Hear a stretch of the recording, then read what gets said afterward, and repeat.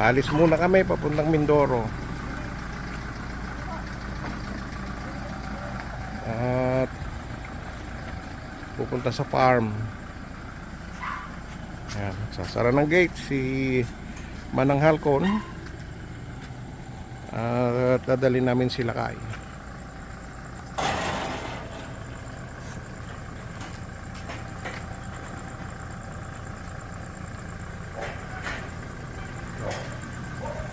Ito. May dala kaming mga gamit para sa farm. At ang driver si Lawrence.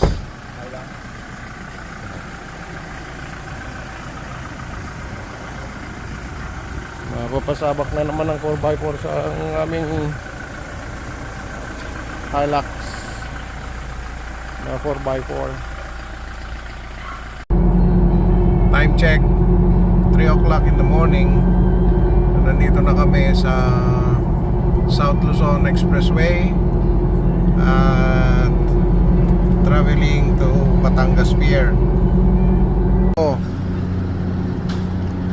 Ito ngayon ang kabuuan ng pier ng Batangas.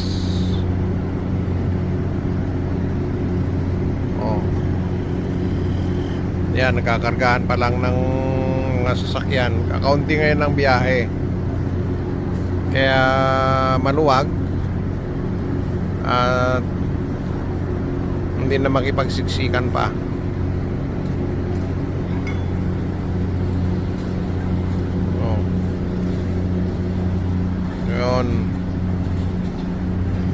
Doon yung kalang mga barko sa nakaparking. Starlight Ferries.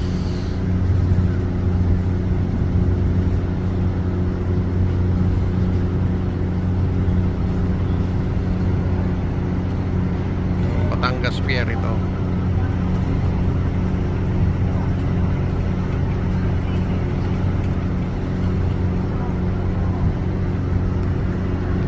Si Lawrence.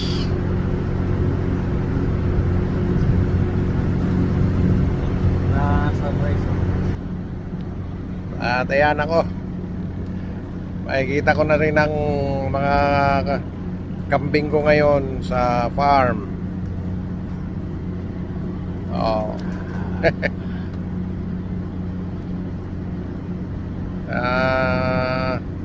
Parating na kami dyan sa Mindoro in a few minutes or few hours time.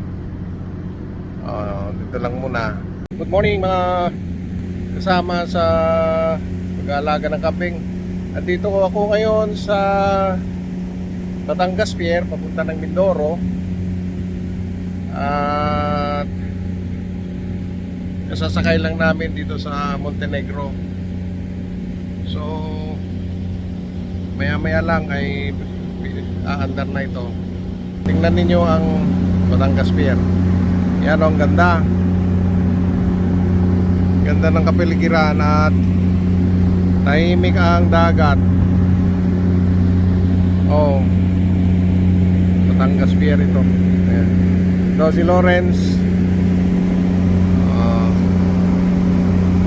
Balong ko. Mag-hi ka, Balong. Hello. Ito yung latest update at around 5:30 in the morning. At mukhang nagbabadya ang tag-ulan dahil ang kalangitan ay maraming ulap. Pero napakatahimik ang dagat. Dito na kami nakasakay sa barko. Ayan si Lawrence, Mami. Ito si Lawrence.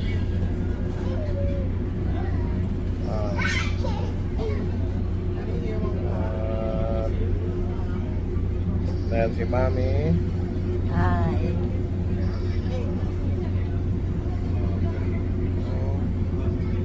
Dito na kami at ito matraka na at ayan na yung rampa nakababa at inaayos na nung mga seaman yung platform. dito na kami sa loob ng sasakyan. At ayan yung aming driver, yung bunso namin si Lawrence. Say hi Say hi, Balong. for the content. What's up? Oh, see?